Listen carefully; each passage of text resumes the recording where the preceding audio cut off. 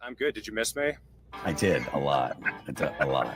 I really don't want to get your channel deleted, Reed. That you're asking for serious trouble if I answer that question.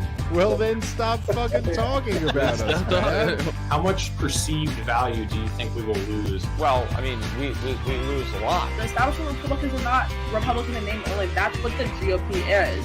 So many people want everyone else to come to libertarianism the same way they did. Right.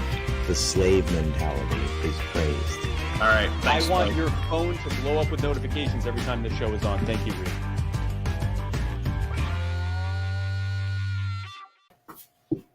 What's going on, everybody? Thank you for tuning in to another episode of the Naturalist-Capitalist. This is our second roundtable we're going to be doing, and we're not going to be talking about Christianity and atheism all the time. We wanted to kind of do this every couple weeks because we're all Mises Caucus libertarians from different corners of the country. But we're calling this the Capitalist Communion. And right now, Will and I both have some Rabbit Eye blueberry wine. Jacob was supposed to have it, but I don't know if Jameson, he's up there. There you go. It'll do. You can look in the description and right under Will Bell's Twitter, I've also got where you can buy some Rabbit Eye blueberry wine. But the next time we do this, all four of us will be drinking. Yeah, the free market has failed. I've completely lost my faith in capitalism after attempting to get that overnighted to me, and then UPS was a bunch of idiots. And long story short, is like it's stuck in processing, and it's like so it's probably like literally within 5 miles of my house, but it's just lost on somebody's truck or in the back of some room. So yeah, me and you both can track it. And like we can look at it is on a truck or something somewhere. Well, when I tracked it, they were just like, "Oh, sorry, there's been some kind of processing error," and it's like it'll get to you Monday, probably. I was like, "Oh, great, thanks." Yeah, we tried to overnight mine as well, and it would have been like $500 to get it. Holy!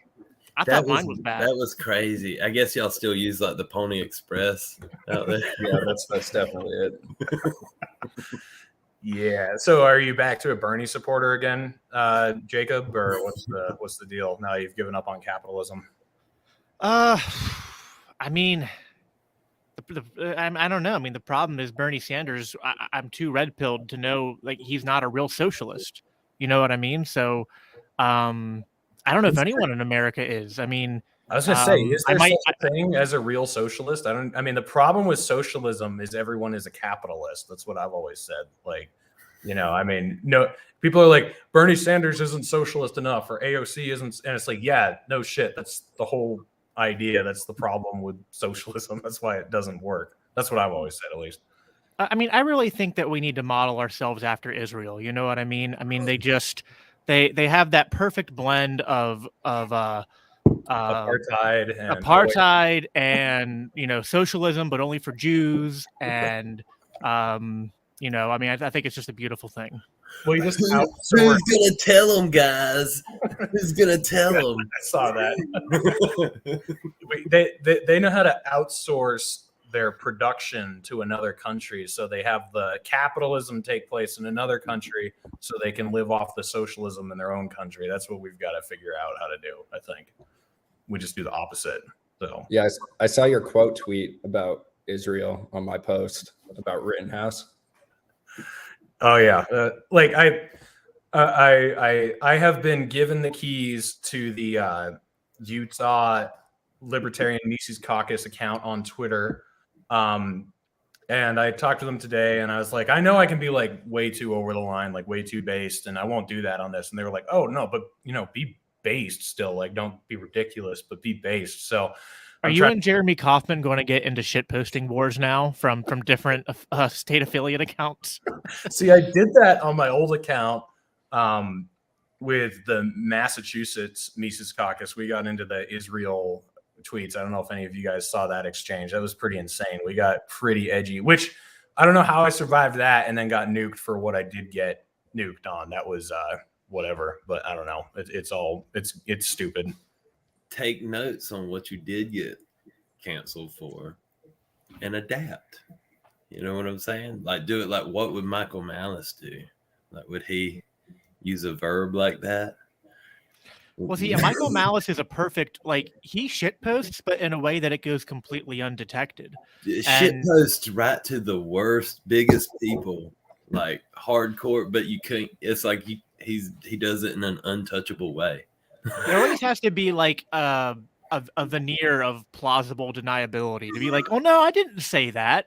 Look at read the words. Just Oh, read you them. took it. They don't say that. But then it's like it's obvious that that it's a shit post. But it's just he has such a way with words that it's it's easy to get away with. But yeah, that was my biggest, because like I've been in the Macy's caucus I think longer than you have, Reed, and going back to like the New Hampshire scandal and all that, I was never offended by any of their tweets. I was just like, guys, like this is kind of like a scorched earth policy that's gonna like be really cool for about 6 months. And I think I almost nailed that timeline perfectly. I think almost it's been 6 months since the New Hampshire stuff went viral.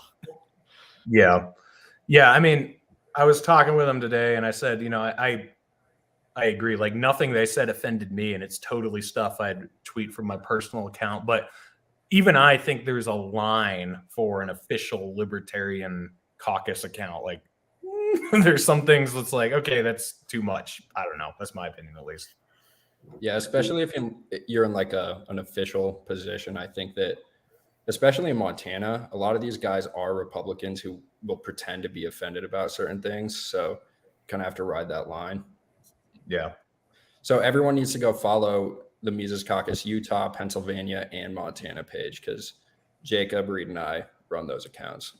And eventually Georgia, once Will, gets caught up and stops like What is my pathway there? Do y'all like you literally volunteer, like literally with what? And to be fair, I'll just to make sure, like I'm not the only person on the Pennsylvania account. We got a team of like five or six guys, and I probably tweet the least from that account. I do more retweeting on that account than coming up with original content. But the guys who run it are pretty good. I just, probably once a week I'll get on there and retweet a bunch of shit and, maybe share a link or two. I save most of my most of my best ideas for my personal account, but I do have the keys to it. So yeah, we only have like 2 organizers in Montana, so really no one else can do it. But I'm also retweeting a bunch of stuff there. Yeah. Is there a Georgia party or a Georgia caucus? Yeah, there is, and I've joined it, and kind of there's a couple guys that are organizers. I've been kind of communicating with them on Discord. I'm real new to Discord, so it's kind of hard, but I'm getting used to it. And but like things like the Mises Caucus Twitter account, I'm not sure if it's anybody connected to them or anything. It looks like somebody made a few tweets and then forgot about it. So I don't know. Yeah, sometimes depending on the state, there's almost I tell Michael Heiss this a lot. I was like, sometimes we're too decentralized. Like we'll literally have people who are just going off on their own and doing things. And I think I forget what state. It might have been Utah before Liam got there.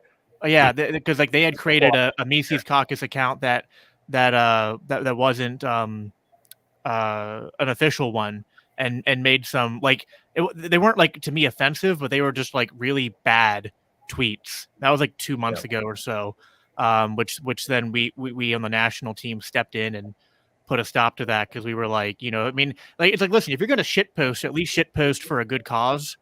Theirs was like shit posting in a way that just like punched themselves in the face and put shit all over their face, and it was just like that's not helpful. So I can't remember what they said. It was something about closed borders, and it was the Utah one. Because I remember asking Ice about running it, and he said, yeah, we had to take the keys away because the guy running it wasn't, which is funny because whoever was running it, like back in June or something, he messaged me saying, hey, if you ever want to run this account, here's the account info. And I just never ended up doing it. And then finally I was like, oh, I sort of want to do that. And this was before my big account was banned, but I went and tried to look for the message and realized I couldn't find it, and then realized the account was nuked, and then talked to Michael Heiss. But Now I'm running it, so it's going to be based. Don't worry. I'm looking forward to it. Prior to that one, so You have to beat the John McCain's brain tumor. I mean, that's still my number one as far as the Mises Caucus Twitter people that they've crafted so far. I don't know if anyone's come close to that yet. I say just copy it verbatim next time Meghan McCain says something stupid.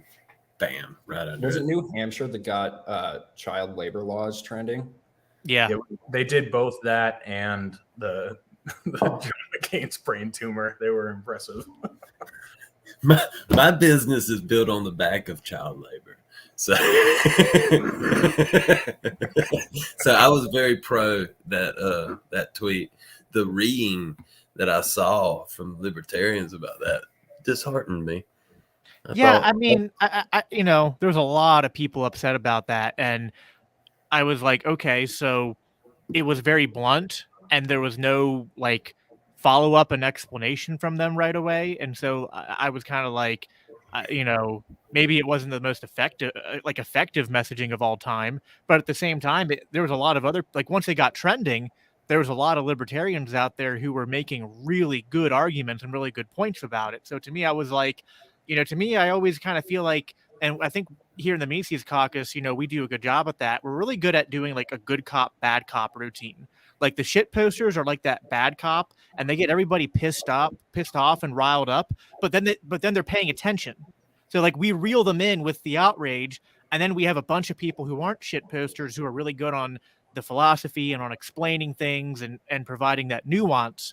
And then there's people who come in that at first they're outraged, and then, oh, this makes sense. So it's actually, I think, really effective. It's just you have to be able to have a low enough time preference to like ride through that initial wave of controversy. Yeah, because I came in defense of that, and I made the argument just about like in a lot of these countries, if there are child labor laws, the kids will end up in prostitution or something like that. And I even had leftists reaching out to me saying like, yeah, you're absolutely right on that.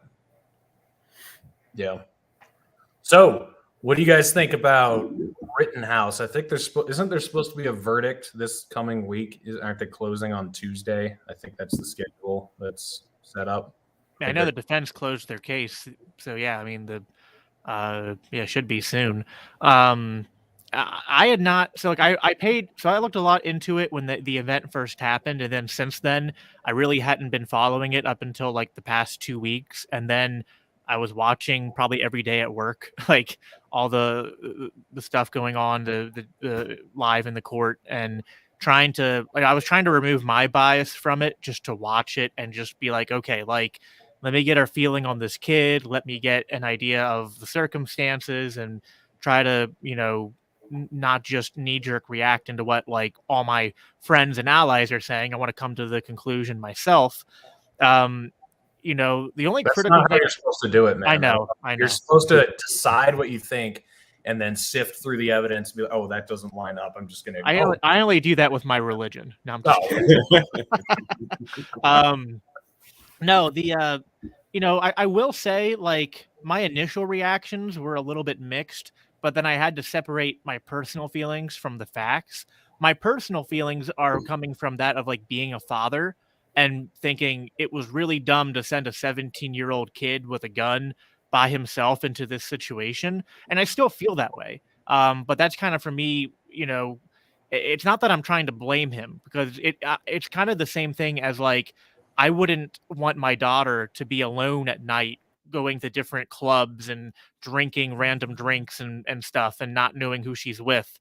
That doesn't mean that if something happened to her that like she deserved it and that she did anything wrong.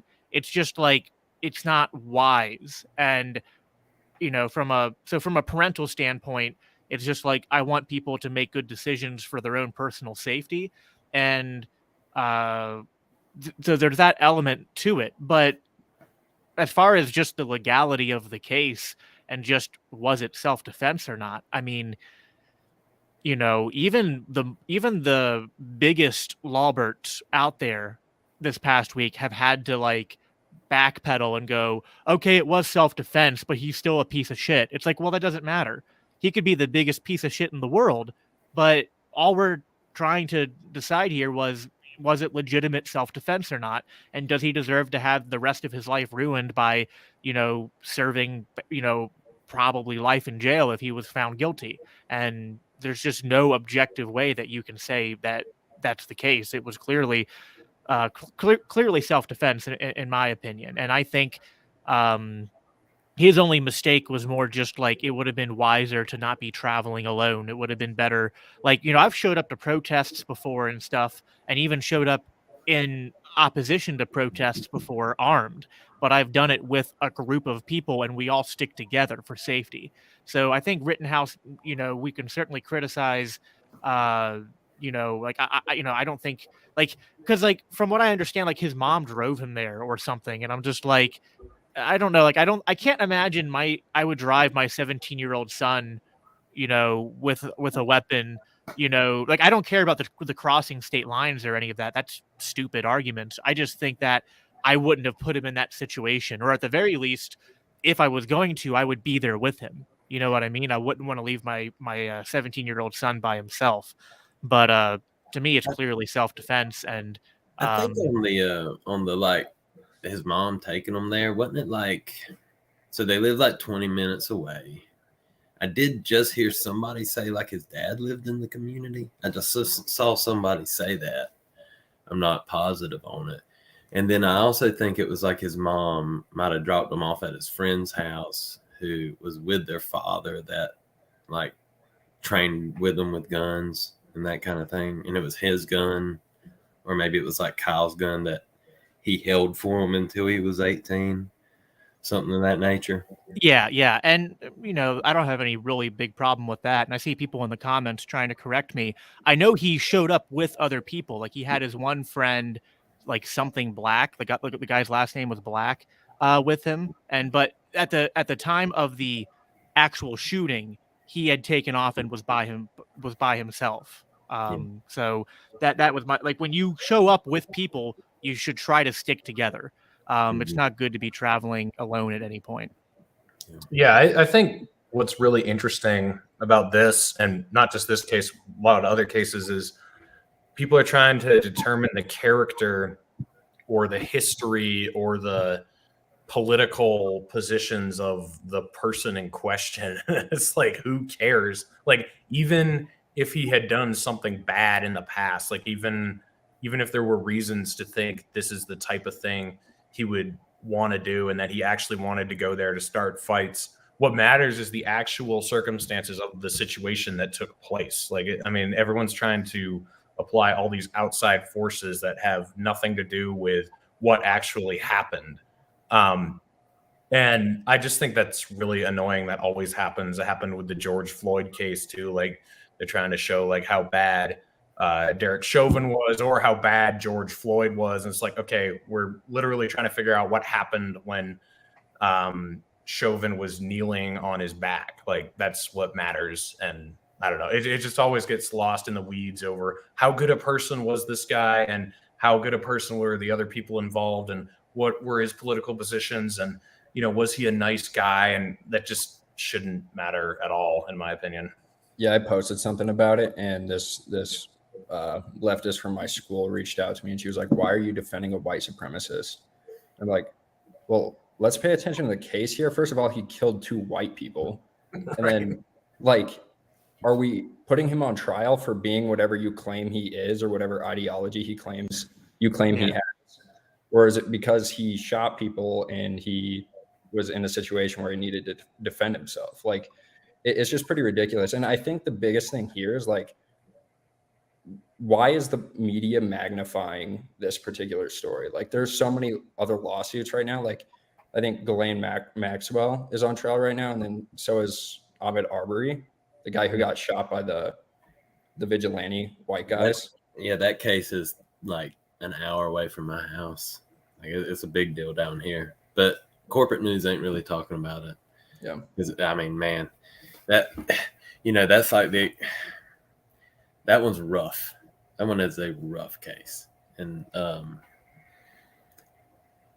I mean, like I look at it and that kid, I see. I hope them dudes get put. Did he cut out for you guys too? Yeah, he cut out for me too. Yeah, it's The, that the FBI decided that Will's not allowed to talk about that case. talk about the Ahmaud Arbery case. Yeah.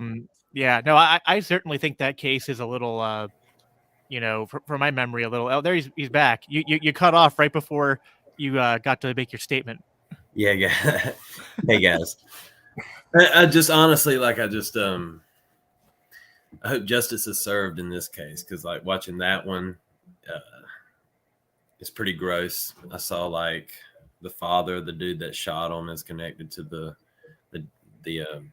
police in some fashion, and they definitely kind of helped them, or it seems that they helped them kind of like make this a real smooth like case right at first. It's a real gross looking situation. When I try to like around here, it does seem like everybody reasonable is on the case of like these guys are assholes and and justice needs to be served. I forget their names, but you turn on corporate news and it looks like white America has picked an all-white jury to uphold some kind of Confederate mandate on this obvious lynching, which I thought the definition of lynching was a hanging, but now we're like they're changing the definition of it, so it's real hard to like really make the argument. It's real hard to just like make any opinions on it because like they're going so hard for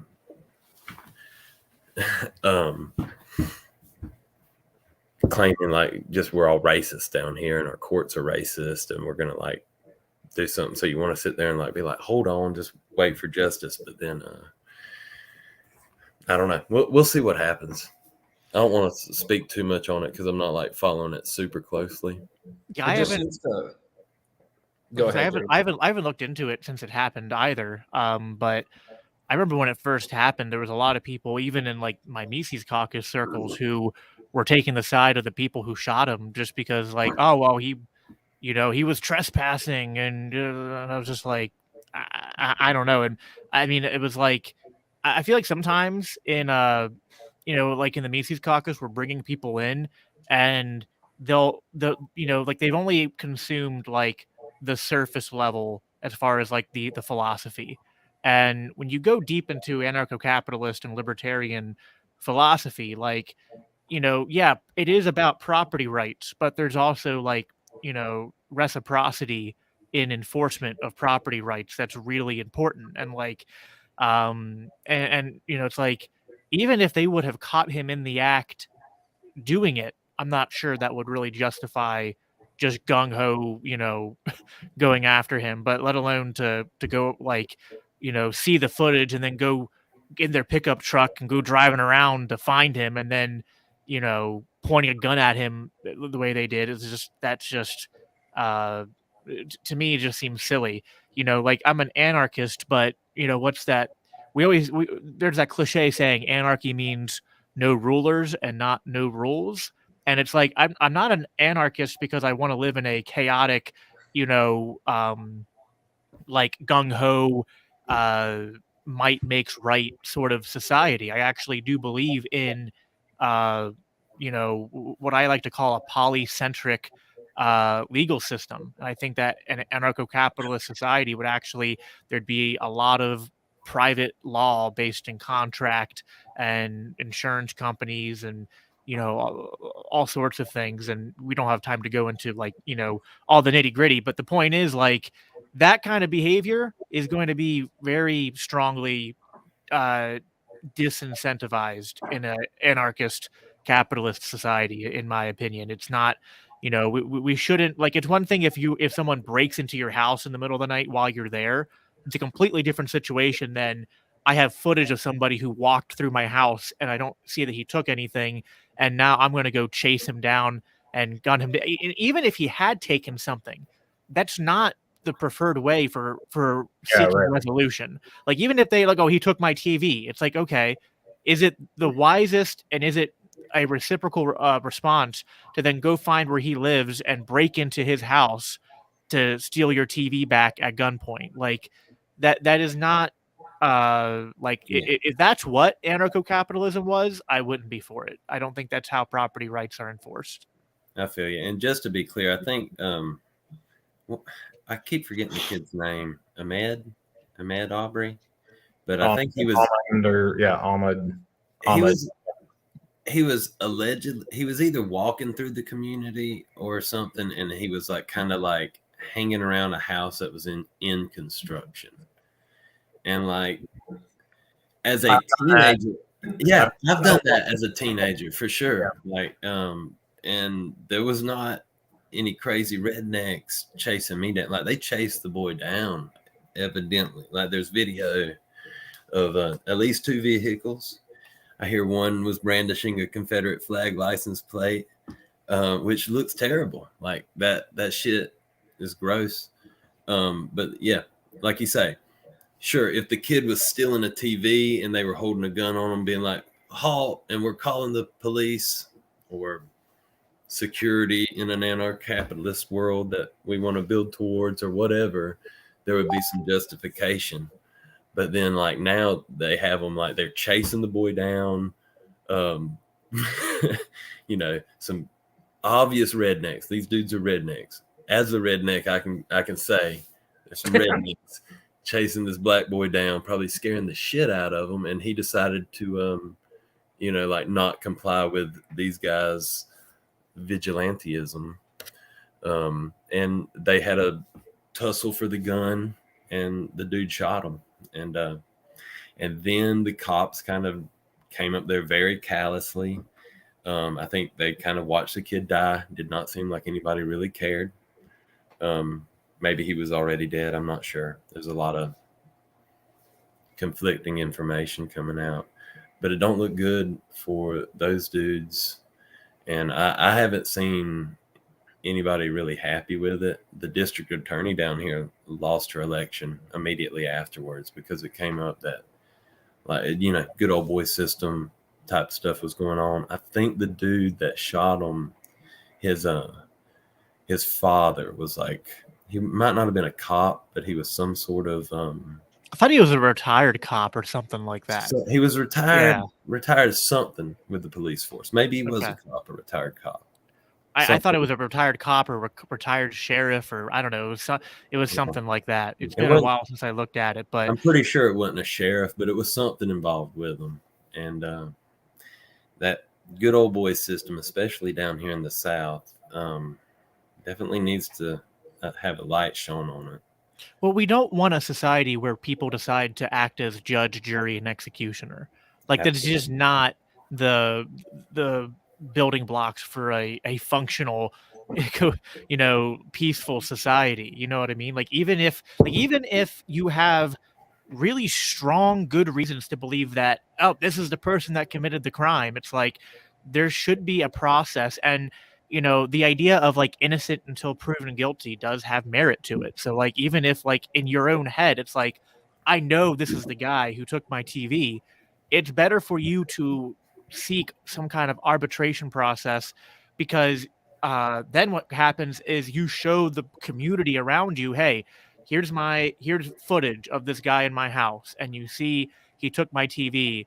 And then, you know, after I showed this to my private dispute resolution organization that I have a contract with, you know, they contacted the you know, the dispute resolution organization that this guy is contracted with, and so they reached out to him and scheduled an audit, and you know, he had to consent to it because it was part of the contract, and they found the TV, and it's, you know, I got the receipt for the TV, and here's, so like you show that body of evidence to a third party arbitrator who then goes, yeah, this body of evidence demonstrates that you know, Liam took Reed's TV. And so, you know, and then, you know, it issues a resolution where like, okay, you got to give the TV back plus pay the court fees plus probably pay some sort of, slight compensation to Reed for the trouble that you've caused him. Like, that's the kind of way we want situations like that to be handled.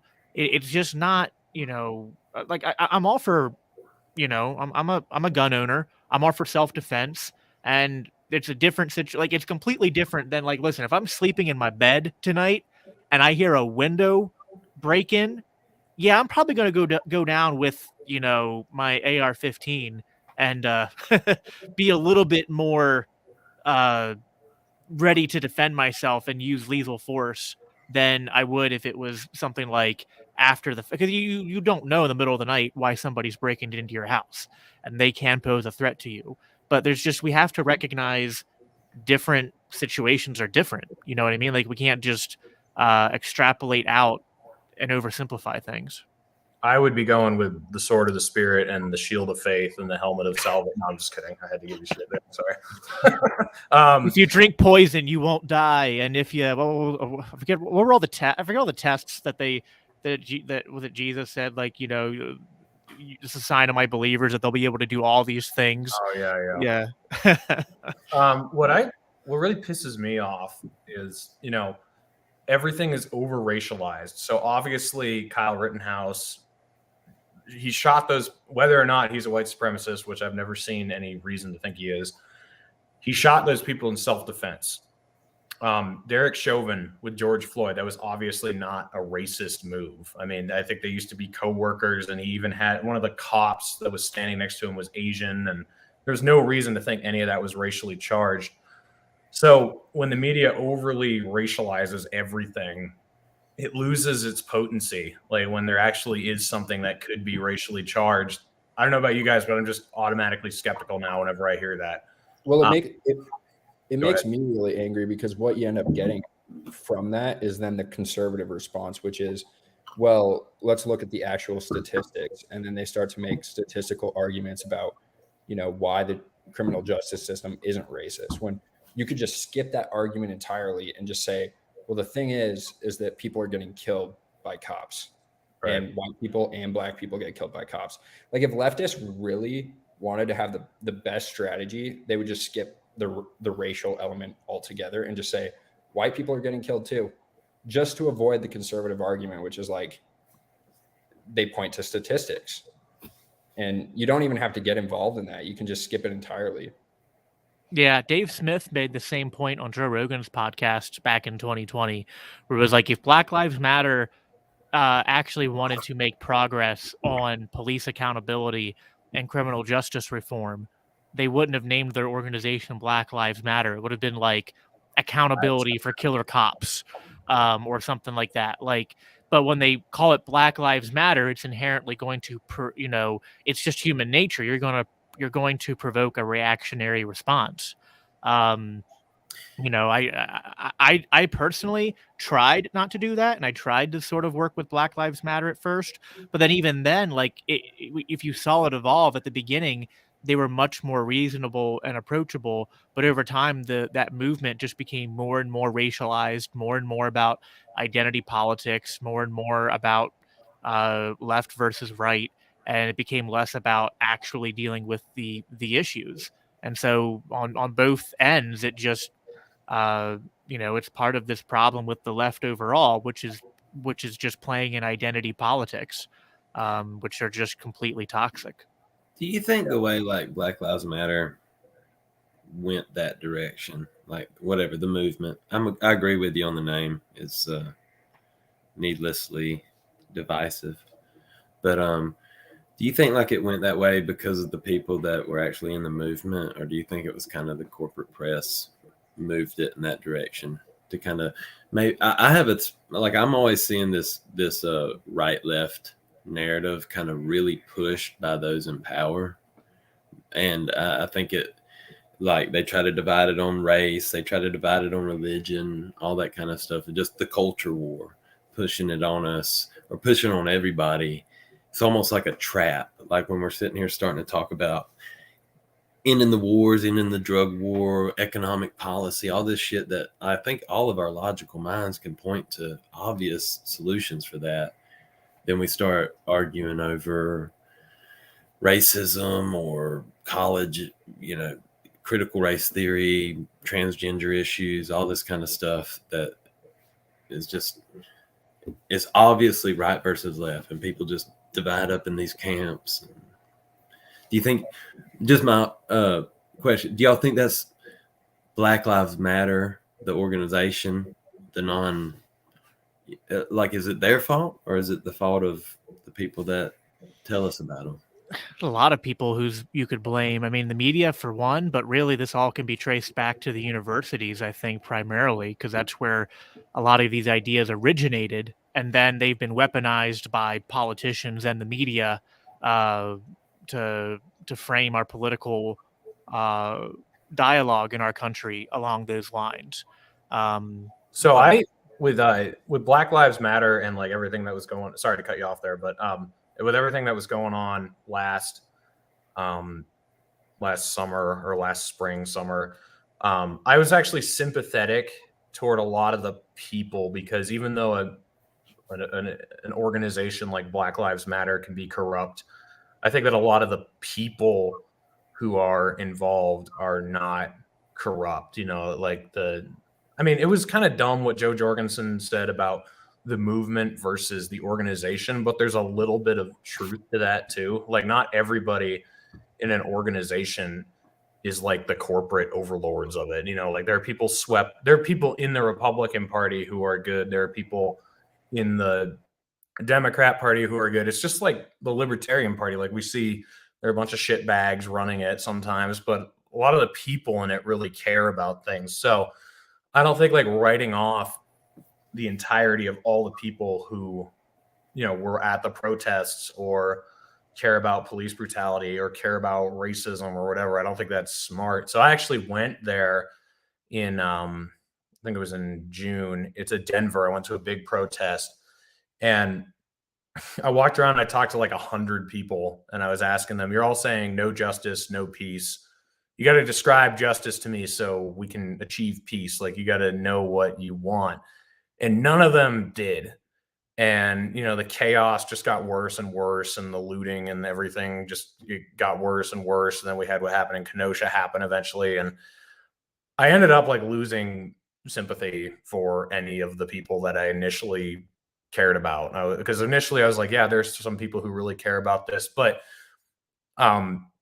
if you're in a movement and you're not willing to like stand up and say, hey, we need to say what we stand for, and we need to actually try to facilitate change, if you're just going to let your movement kind of devolve into chaos, like I think that did, then I just like don't really have any use for you anymore. So I think like by August last year, I was just like, fuck all these people. I don't even care.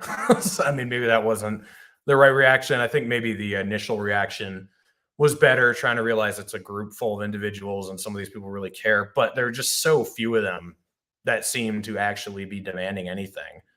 Where they really lost me was just their unwillingness to, loudly condemn the violent elements that would break out in their protests. And it's like, just think about it. Like, if the Mises Caucus, if we organized some kind of protest or rally and then a riot happened afterwards, like, none of us here and none of the leadership of the Mises Caucus anywhere would have any trouble, the next day putting out really strong statements condemning, like, hey, like, we showed up to do a peaceful protest, and then some idiots showed up and started rioting and looting, and we strongly condemn that, and that's not us. But I would say, I think there are very good people on both sides. So. Yeah. Well, I mean, like, sometimes when you're in them positions, it's kind of hard to condemn your allies or whatever. Not even your allies, but just people you're sympathetic with.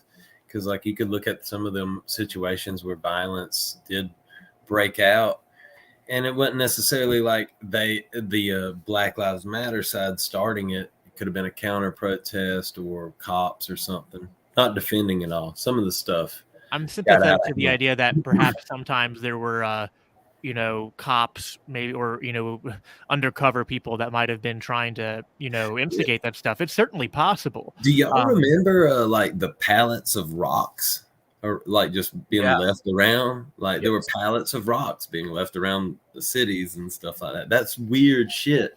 And I don't know. I mean, my mind always just goes to like, how are the people that are, like cops in a situation, like it would benefit them for it to be rioting and this kind of stuff, so, to justify their existence or building up their institutions and that kind of stuff. But I mean, like, that's not to defend any of it. Like the stuff going on in Kenosha when like Kyle Rittenhouse and his group of people decided to go in there and defend their town, that was getting out of hand. Like they were burning private businesses down, like destroying property and stuff. That's easy to condemn, but then there's just like a lot of gray areas. I know, Yeah, but it's just you can't let that narrative get away from you because think about it. This was in the context of also the mask mandates and the lockdowns. And conservatives were starting to get super red pilled on cops for the first time. I mean, they were going to parks and having cops show up and arresting mothers for taking their children to parks. People being arrested for going out and just driving, leaving their homes. And a lot of right wingers were going like, no, like, fuck this. Like, we've been we've been the thin blue line for a long time, but we're not going to stand for this. But then when a movement that's about, it's Black Lives Matter, but they're protesting police brutality and police shootings and saying defund the police, and then riots break out and they're so reluctant to, I'm not saying there weren't individual people, but for the most part, the over, like, even like, so my sister's a big part of the Black Lives Matter movement and stuff, and she was always like would never talk about it and just be like, oh well, why do you care more about private property being burned down than Black lives? Like, that was the typical run-of-the-mill response you got. And it's like, well, no, like, it's not an either or. It's people who are shot by cops, they matter. Black lives matter. Black people have been oppressed by our, country, by our government historically, and we can acknowledge all that. And we can also say that it's wrong to go around and burn down buildings, a lot of which, by the way, were owned by Black people. There's a lot of Black business owners that had their shit burned down. There's nothing that shows that you're angry that a Black man was killed in Minneapolis, like burning down a small business in Wisconsin. That really like drives that message home. But yeah, I thought it was what was going on was a clear display of anarcho-tyranny. So you have like a government in place, but it's not doing anything to keep order or protect innocent people. All it's doing is provoking like you're talking about, Will, like you saw the pallets of bricks and stones being laid out everywhere. And, I went to this thing in Denver, and while there were, the protest was like 100% peaceful. I felt like the only time the media would show something was when it was really bad. And then they were also simultaneously describing it as nothing. Like they were trying to invoke outrage. Like they'd say fiery, but mostly peaceful protest and show a building on fire. They'd never show like an actual peaceful protest and what was going on there. It was always the turmoil and then act like they were thinking that there wasn't turmoil. And then, when I forget the couple's name who had the AR-15 and the pistol outside when everyone was coming in their front yard, like they get in trouble for protecting their property, or Kyle Rittenhouse gets, fucked over for self-defense. Like they're incentivizing you to be terrified and desire the federal stormtroopers to come in and lock down the city. Like I felt like that was the entire incentive being provoked there. Like, I mean, I feel like that was what the media was doing. Like everyone was trying to act like the media was making you hate cops. I felt like it was the opposite, actually. The media was making you like beg for the cops to go in and, destroy the unrest. Exactly. And I don't know, like that was what I picked up on it. Like it was a very clever manipulation to terrify everybody into wanting more authoritarianism. And I don't think it was accidental. No, because the conservatives were like, hey, oh, wait, this is why we need cops. Yeah. Well, I think all of this, even the Kyle Rittenhouse stuff, comes back to the media where it's literally just all about what they magnify. Like if they really cared the Rand Paul and Justin Amash bills that they introduced would have been the biggest thing that entire time. I mean, the libertarians were the only ones who introduced pieces of legislation that would have addressed any of this, and the media just didn't magnify it. Instead, they magnified like this, the Kyle Rittenhouse case instead of the Ahmaud Arbery case. It's just, where are they putting their magnifying glass? They're capable of doing it. They're capable of setting a narrative, but they don't, and they're very irresponsible with it. Even like right now, they're focusing on Rittenhouse, not Aubrey. It's like, remember when they were focusing on the George Zimmerman case and like the Trayvon Martin. Not that that wasn't a whole thing, but it was one. It was like it was a trial where people could pick one side or the other.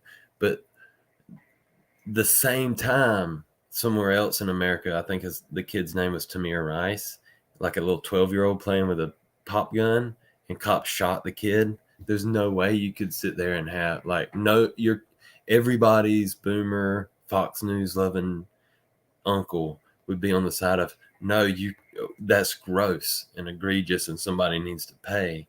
But the media ignores that and focuses on the Trayvon Martin, George Zimmerman.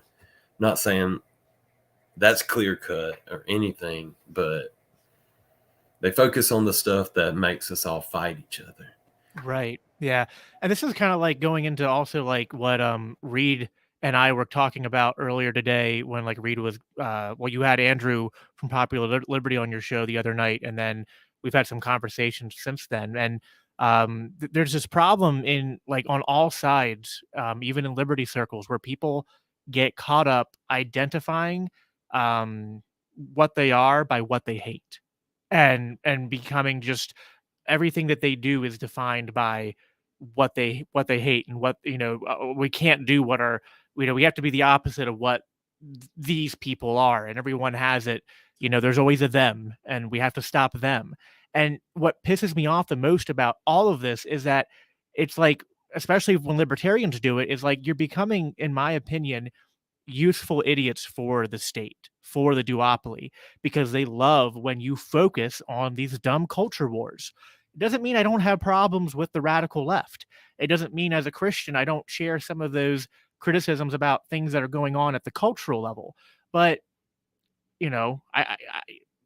I still want to deal with those things, but I have to deal with them in a way that's not just reactionary, and not let those things turn me into a worse version of myself, where I'm not operating through, evaluating my decision making based upon some kind of like sound epistemology, where I'm judging the, I'm hypothesizing an idea and seeing if it works, and like being rational. And instead, when we give up being rational for being reactionary, it's a slippery slope into a lot of bad things. Yeah, that's like, I feel like if you only focus on what you hate, then you miss the importance of what's actually happening in the present. So if you are just a contrarian and you just hate the left, or you just hate the right, like we got plenty of those people in the Libertarian Party, then you miss out on important opportunities where people are right about an issue. So like, a lot of the left was right about police brutality last year. I don't think that was something we should have ignored, but it's the nuance of rejecting, I don't think Black Lives Matter actually cares about police brutality. I think it's mostly about federalizing the police at this point. It seems like that's what their goal actually is. So you can reject that while still pointing out that no, the problem isn't that we have, for instance, you could say the problem isn't that we have racist cops. The problem is the cops have too much power. And that's kind of how you can diffuse a culturally charged issue. Go after the centralized power that's there that shouldn't exist. I think that's the same thing with critical race theory. Like, a lot of people are up in arms about it. And it's like, yeah, well, the problem here is that the federal government is dictating what we teach to our children, instead of you being able to choose what school your kid goes to, or having a more localized Department of Education, at least, instead of a federal one. with all these issues, you can kind of diffuse the extreme religious anger that's festering between sides and be like, look, the problem is you guys are trying to exert power over each other. That's why this issue exists in the first place. Like, reduce that power, decentralize it, and this issue goes away. I feel like that's a pretty good universal approach to almost all of these things. Yeah, I agree. And to me, it's like when you the danger is that when you focus on what you hate, it's really easy to your praxis isn't being guided by principles, and we see a lot of people, and I know we pick on the Praxians a lot here, but it's not even just the Praxians. You see this happen with a lot of left libertarians too, where they become okay with state programs as long as they're targeted towards right wingers. So it's like we have to stay away from that, because there is no state solution to the it's not only that there isn't a state solution to the culture war. I think the culture war is basically a product of the state. Like, I do not think that if we actually eliminated the state, that these cultures would be at odds as much as they are. I'm not saying they would perfectly get along, but it's a lot easier to just disassociate with people than it is to try to, erect some kind of structure to dominate the other group and force them into compliance with your worldview. But I mean, it's we have to, in my opinion, try to, as libertarians, our goal is to try to de-escalate the culture war and to point out the true source of the problems. Like the problem with income inequality isn't that there are filthy right wingers who are racist. The problem with income inequality is that our monetary policy and the Federal Reserve and bailouts for corporations and big bankers. You know what I mean? It's like, it's, I don't know. I'll stop ranting. Yeah, no, I think you're right. And the FBI keeps cutting off Will whenever he's about to say something important. But Scott Horton and Dave talk about this. It's a circular thing. That idea that politics downstream from culture is only half true. It goes both ways. Like, culture is also downstream of politics. And I think that, one area where I disagree with Andrew from Popular Liberty is that I don't think that this amount of power is actually desired by most people. Like, I think that we have an unnatural amount of centralized power, and that most people don't like it and they don't want it. I don't think it would just naturally get here. That's kind of the idea behind my show, is that, like, we need to go back to, I don't know if you guys would agree with this, but I actually think like a Darwinian society would be more merciful at this point. Like, we've got to the point where we're elevating a certain class of people to rule over us that don't deserve to be there. And if we had a little bit more of a survival of the fittest mentality when it comes to government or when it comes to society, that we wouldn't be elevating these people to be in charge of us. I don't know what you think about that, but we've basically removed any incentive for successful people to rise, because we just are uplifting the scum of society. And I'm talking about like the political elite class. Like, they have their power because, they just siphon it off of us. Like, they don't naturally gain it anymore. And I feel like we've just become desensitized to that whole process. And we need to get back to a place where it is more capitalist and more self-sustaining and, just more competitive. I don't know what you guys think about that, but you talk about that Darwinian, like survival of the fittest, and where that could absolutely be applied is like in our economic policy. Yeah. And that's like, anarcho-capitalism to a T right there. Is just like allowing capitalism is pretty Darwinian. Like, exactly. Exactly. Like, our economies, it is the way it is because of the Federal Reserve and because of the way that, like, they've controlled, just like trying to control human action as far as economic anything. I think pretty much libertarianism explains this. Like, we should be trusting in human action and the free market to like solve itself instead of trying to control all this stuff. And that's kind of like a big problem with the whole populist liberty guy, Andrew. He's like, or all the Praxians, they're like, they are bringing out like they want to control society. They want to move it into the direction that they like. And that's not very libertarian. We might be allies with them in some things. There's the FBI again, cutting them off.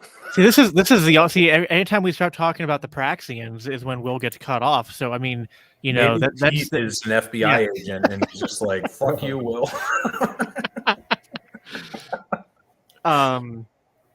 Crap, I had something I was going to say, but I brain farted when Will popped out. You have anything? Will, what were you saying? It looked I'm back.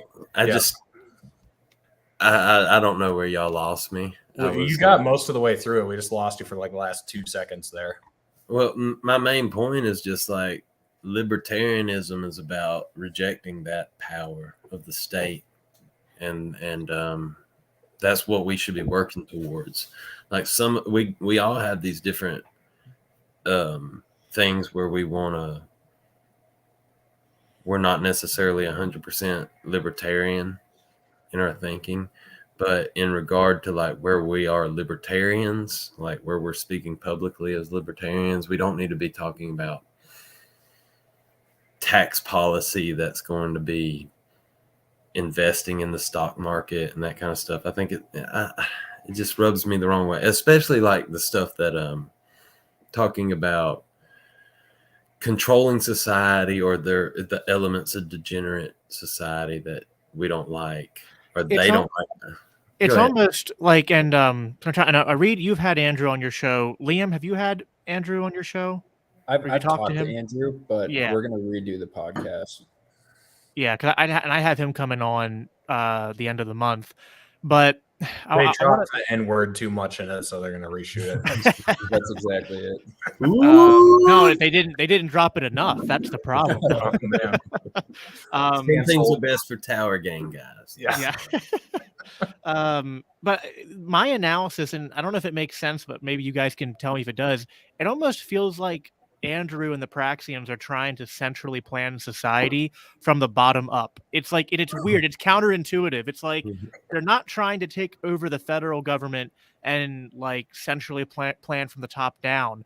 But I think, and maybe this is like Andrew's personality and Peach too, where it's like, it's almost, I know Andrew is like an engineer, I believe. And I think this is like engineers sometimes in my opinion, overestimate their ability to like, you know, well, if I do this, this will happen. And like, they don't think about all the ways in which things might not go according to their plan. All I can say is fuck engineers, having been a blue collar worker, having to assemble things on the other end. And you're like arguing with someone like 7 states away from you who's like, yeah, the bolt will fit. And it's like, dude, it's 6 inches off. Like, no, it isn't on my computer screen. So I just had to get that in there. Fuck well, I'm a transmission rebuilder, and I spend every day not only cursing out engineers, but fixing the shit that they didn't get right. So exactly. I have a very red-pilled perspective on how, you know, hard it is to engineer things. And I think the problem is the Praxians feel like they can, through local politics and some kind of like weird grassroots social engineering and all these different things, they can like, it's like they can perfectly manipulate circumstances to affect the outcome, to create the outcomes that they want. And it's like, I just feel like they're overly confident in their ability to do that. And it's also, it's like, I don't want to spend that kind of energy into trying to do that, not even just from a libertarian perspective, but as a Christian. I don't see that in the Bible. I don't see anywhere where Jesus told me to obsess with trying to kick the degenerates out of my community. You know what I mean? Like, if anything, it's almost the opposite. Jesus hung out with sinners so much that he was accused of being a degenerate. It's like, look at this Jesus guy. He's hanging out with, I always love my favorite thing about this is that they go, he hangs out with sinners and tax collectors, as if it's like, it's the tax collector part where he goes too far, right? Yeah. I mean, Well, I would agree. I prefer degenerates to tax collectors. So you had to pick. Hey, so like that's the point on like the all these Praxians. They're all Christian guys and stuff. And I'll just say a couple of them I don't think are even Christians. They're just utilitarians with their religion. Christian, sure, but they're yeah. claiming Christianity, and like we are what we claim to be. I disagree with that, but go on. Well, like we talk about, like we're all. I don't know where Liam stands, but we're all kind of like agnostic. Like we call ourselves agnostic. You would say that is in the realm of like all believers are agnostic, right? To a regard when they think about it. I think all atheists are agnostic, that kind of thing. But back to my point, they seem to like be really trying to push Christian ideals and Christian morality into like their whole Praxian outline for what we need to be doing, and they're speaking in libertarian spaces, and they seem to be rejecting the similarities Christianity has between. Damn it, am I losing? You weren't, and then you were. Well, you gotta like set it right with the FBI, whatever they're doing.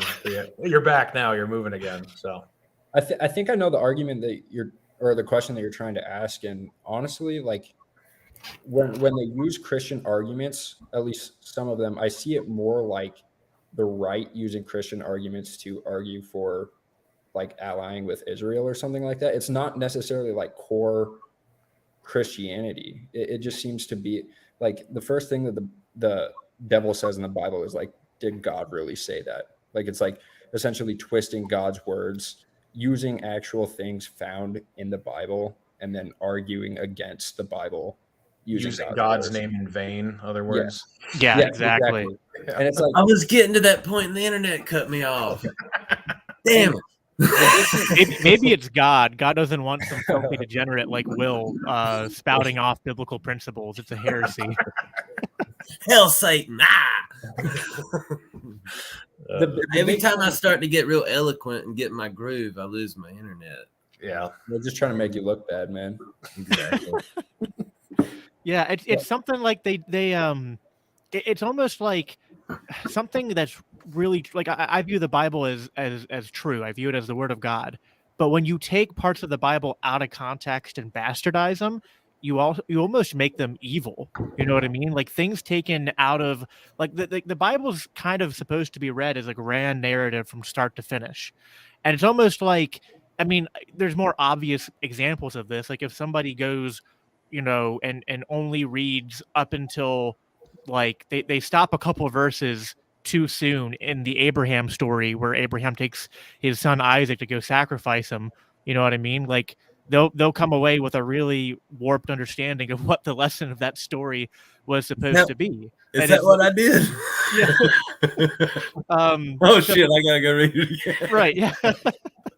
So yeah, it's like you have to make sure you read the whole thing and read the whole thing in context. And also like each book of the Bible sort of has this weird tension and interaction with each other. And you have to approach it with a bit of humility and to not, quote scripture casually and out of context, which a lot of people do. And it's one of my biggest pet peeves, and I try not to do that. And I've had complaints on my show. It's like, you don't quote the Bible enough. It's like, it's because I don't know how to, because I don't want to be that guy who just cites 2 verses to prove a point. It's like, if I'm going to cite the Bible, you're going to have to sit down for 5 minutes while I read you like 5 chapters and then cross-reference it with a bunch of other passages in the Bible just to kind of like demonstrate I'm doing a proper exegesis and not just cherry picking what I want. You know how I knew? You know how I knew that Trump hadn't read the Bible? I mean, it's obvious for a lot of reasons, but one of the biggest, when they asked him what his favorite book was, did he say 2 Corinthians or something like that? Or that he was talking about, I mean, if Donald Trump had read the Bible, I think we all know which book would be his favorite. It would have been Nehemiah. There's no doubt. And anyone who knows the Bible knows why. So, I mean, come on. Like, that's obviously. Go and build me a wall. Exactly. I mean, come on. Donald Trump's like bullshitting about the Bible was my favorite thing about him. Like, You know what's funny about the Nehemiah story, though, with that is that Nehemiah proves that anarchy is better than statism, because Trump tried to use the state to build a wall and failed. Nehemiah used anarchy, and they built the wall in quicker than what they were supposed to. Yeah, that's a good point. Well, I know Liam's got to get going here sort of soon. So I don't know. I guess we'll just wrap the conversation up. But what do you guys? I guess we'll just close with this. It seems like, we beat the loser brigade, and the pragmatist caucus dissolved and goes away, and then from there on, the sectarianism just has to increase. Like, it's just got to keep breaking apart. Right now it's religion, then it's going to be like Baptists versus Catholics, and then it's going to be like Pentecostals versus more traditional. Because I mean, it seems like it's just going to keep breaking up. So what do we do? What do we do to fight that? And Liam, you haven't talked much, so why don't you? What do you think? What can we do to prevent that from continuing to happen? I mean, I think it really goes back to what you guys were talking about earlier, is just trying to identify where we agree on things. I mean, that really is what libertarianism is just identifying these core principles where if we follow them, we can get along and live in a peaceful society. It's like we all believe in this classical liberal ideal. We all want to get to that point. So I don't know why we're fighting each other. We should be fighting the state. We should be fighting exactly what we're arguing against. And I really do think that it has to go back to this thing that Jacob and I pointed out last time, which is just, why not both? Why not just try to decentralize? Why not try to have like this opportunity cost? Like we can all do what we specialize in. So I think that that's what I would suggest. I'm with you completely. Like we talked a little bit of shit about the Praxians and all, but I think what they want to do is go into the GOP and infiltrate that, and that's probably for the best. Their ideas and the things that they're willing to compromise in libertarian ideals would probably best be fit in that sphere, and we can be their allies and wanting to end the wars and enact Austrian economic policies. And then, like, hopefully the loser brigade and the pragmatists that we run off or don't run, if we run them off, they go into the Democratic Party and maybe bring some libertarian ideals there. Like people like Bill Weld, he's terrible and stuff, but there is some libertarianism there. So wherever like all of these assholes end up, maybe they'll infect them with some of the stuff. And we can stand here in our ivory tower of libertarianism and tell them like they're all wrong and this is what they got to do to get our votes, or we'll just vote for Dave Smith. I'm wondering exactly. I don't think that running like a Dave Smith or a messenger in the LP is necessarily contradictory with joining your local GOP, because the truth is if Dave does a good job of getting up there and spreading a good message, what's going to happen is either the GOP is going to outright reject the Libertarian Party and any liberty message. And then at that point, they're going to want to leave the GOP because they're absolutely opposed to libertarianism. Or Dave is going to actually set a narrative.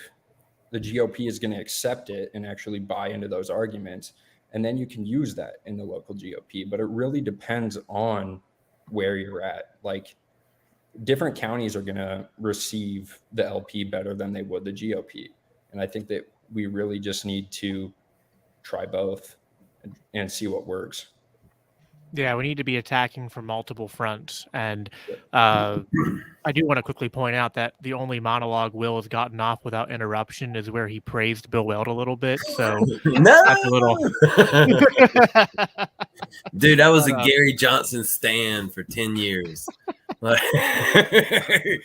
there's plenty of Bill Weld praise that I regret highly in my past. I know. Yeah. It's like one of them things that you kind of like learn more and more about as you kind of like halfway are in there. And man, by the time it was I voted for him, but it was just like by the time we got there, it was just like, I guess. Well, Yeah. and you know, I try to be consistent with, you know, calling just everybody remember, out. Jacob voted for Bernie Sanders when you were considering voting for Bill. Oh, it's Weld, worse. so- I voted for Bernie Sanders and then I voted for Hillary Yeah, Clinton. that's way worse than Bill. Yeah. Weld. My voting Get record him off the is stream. yeah. Get him off. Just when people don't believe me sometimes because of how conservative I am now. When I tell them I was a full blown leftist, but yeah, I was. I was a neocon, so you know, amazing. The people probably wouldn't believe that for the most part. So, Although I could make the When joke like I was a leftist, but I voted for a neocon when I voted for Hillary Clinton. So I mean, and for Bernie Sanders, you And voted for- for neocon then too. When I was 18, I did vote for John McCain, but that might be worse. Yeah, that's worse. You've got the worst. worse than Hillary. I don't know. Worse than Hillary Clinton. I don't know. That is a He's tough one. maverick. I dressed up as Donald Trump for like the Halloween thing we did at our school, and I actually went up on stage. And this is a photo of me. I just pulled it up. I won.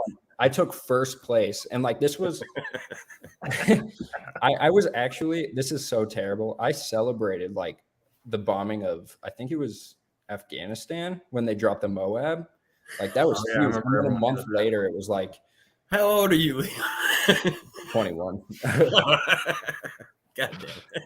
It took like a Wow. month though, and then it was kind of just a shock because literally a month later I looked back and I was like, "Holy crap! Why did I support that?" Jacob, how old are you, man? 29. Oh, I'm on the lower half of the age bracket here. I didn't realize that. I'm a couple years younger than Jacob. So Yeah. Well, the last thing I wanted to say was, you know, I try to be consistent with calling out like everybody to try to like focus on fighting the state more than fighting each other. And I've even pointed my my guns at Dave Smith before. Like he upset me a little bit back in when Spike and Joe were running with how hard he went after that bad tweet, which the anti-racist tweet, and it was a bad tweet, no question about it. But I was just like, hey, like this is way better than Gary Johnson and Bill Weld. So let's count our blessings a bit and like, you know, critique them, but also like maybe not shit on them as much as you are.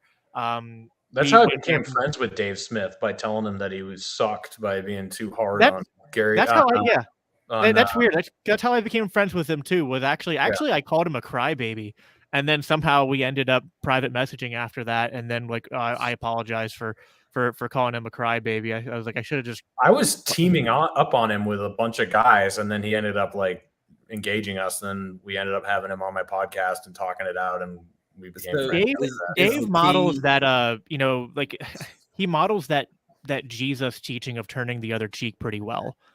You know what I mean? Yeah. Like people come after him and then he just turns the other cheek and extends a hand out and friendship and so I love Dave, and like, you know, it's not like I ever went after him and was like the loser brigade people and like had my, you know, was gone off the rails crazy. Like, you know, I mean, Dave's kind of what brought me here, but it's like The only guy I turn the other cheek for is Clint. So wait, is the key to like meeting Dave and like talking to him just talking shit about him first? Pretty much. I've been a fucking fan for like a decade, and I'm over here, you know. I see how it is. I'm gonna start talking shit about his comedy. Big J's way funnier than you, Dave.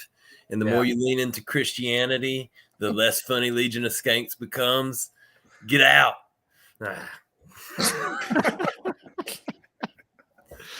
All right, well, let's do plugs. So you can follow me on Twitter now. I'm at naturalistcap, and I've got my link tree in the description there. I now have that on my YouTube channel too, so you can follow me everywhere: Instagram, Anchor, Facebook, Twitter, YouTube, Odyssey. Just follow me everywhere because I don't know which platforms I'm still going to be on forever. But yeah, and I would recommend everybody diversify. I put all my eggs not in one basket, but two baskets, and one of those baskets got crushed, and then they broke an egg in the other basket. So I got kind of nervous, which is YouTube. So just, be smart, diversify, get people to follow you everywhere. But Will, why don't you plug your luscious wine for us. It's good Wow, shit. how far did you get down today? I'm down to, this was full when we started, and I'm down to here. So You see, you got to work, man. You got to get work towards this. But yeah, if anybody's interested in the best blueberry wine in the world, I swear by it. If you find another, let me know. This is Rabbit Eye Wine. Go to rabbiteyewine.com to check it out. If you're interested, please buy it. And I want to start a campaign to get me in charge of the Georgia Mises Caucus Twitter. So let's figure that out. And we can all Israel post together and drive yes, everyone nuts. I'll be good. I'll be good and edgy enough to get us like some traction. y'all help me out. All right, Liam. Yeah, you can follow me on Twitter and Instagram at mliammccullum. Oh, am I cutting out? Oh, you almost did. The FBI was trying, but they failed. So yeah, and then follow me at the Liam McCullum Show on YouTube and Odyssey. I'm also on Apple Podcasts and Spotify. I hope to be interviewing Dave soon. We said that we would do it in November, but I haven't scheduled anything yet. That's the next big thing coming up. Yeah, same actually. I'm going to be having Dave on sometime in the next, 2 to 3 weeks at some point. That's when we'll complete his conversion. We'll do his baptism live on air. No, I'm just kidding. No, but you can follow me on Twitter at Biblical Anarchy. Podcast is pretty much anywhere you could find it. YouTube, Spotify, Apple Podcasts, all that stuff. Just search Daniel 3 Biblical Anarchy, or you can find all of that on my website, which is daniel318.com. Hey, Jacob, before we, your last name, is that like Wino something? It's Winograd, which means grape in Russian. That's what I thought. I thought it had a derivative of some kind of wine. Yeah, it means grape or like wine. It means like wine enthusiast. Yeah, it was like I forget the exact thing, but like something about like fruit of the vine or what. Basically, my ancestors probably made wine. So right on, bro. You guys were meant to get along together. Although he wasn't quite enough of a wine enthusiast to get it to him by. Yeah, you didn't quite. You lost faith in the free market pretty quick, man. Mm-hmm. Yeah. Mm-hmm. Listen, I take my alcohol very seriously. Almost as you know what I mean. I mean, Jesus literally turned water into wine. So I mean, it's a pretty good reason to be an alcoholic, I guess. Well, next capitalist commune, we'll all kick it off with all a glass of Rabbit Eye wine. I hope so. Sounds good. All right, guys. Thanks for watching. I will be live streaming a couple times this week. The next Four Horsemen is on Sunday, a week from today. So check in for that.